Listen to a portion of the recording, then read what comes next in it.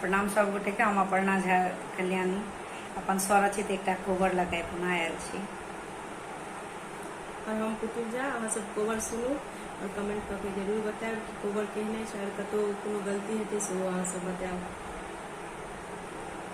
कोबर सजल लाल रंग भरल बर कनिया छथि मुस्काए रहल।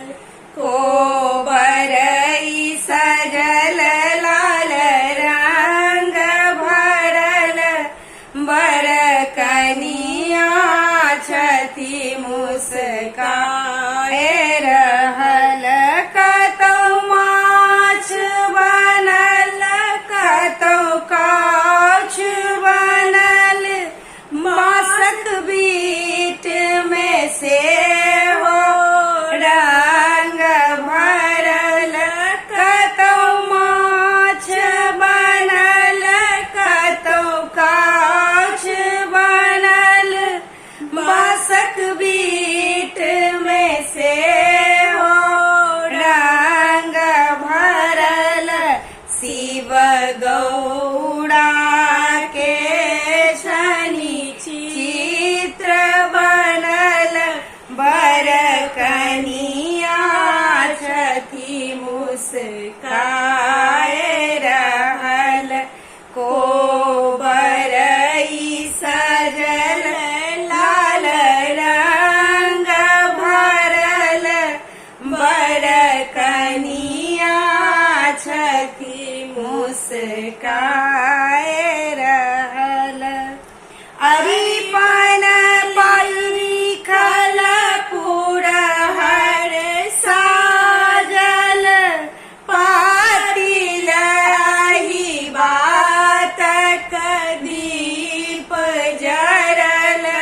अरिपन लिखल पुरहर साजल पातिल ही बातक दीप जरल। हाथी पर देखू गौरी सजल बर कनिया छथि मुस्काए रहल।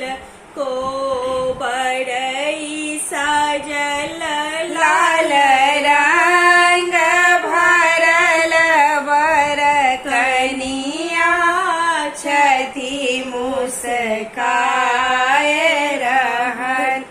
लाल रंग पटिया कोबर राखल ताहि पर छथि सिया रघुबर बैसल।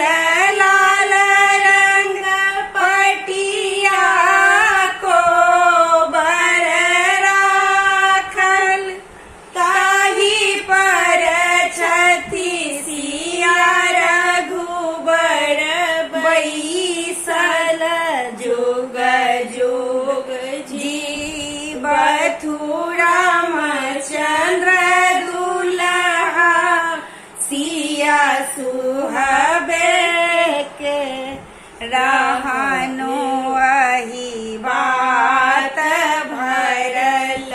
जुग जुग जीवथु रामचंद्र दुल्हा सिया सुहबे के रहनो अहि बात भरल। कोबर सजल लाल रंग भरल बर कनिया छथि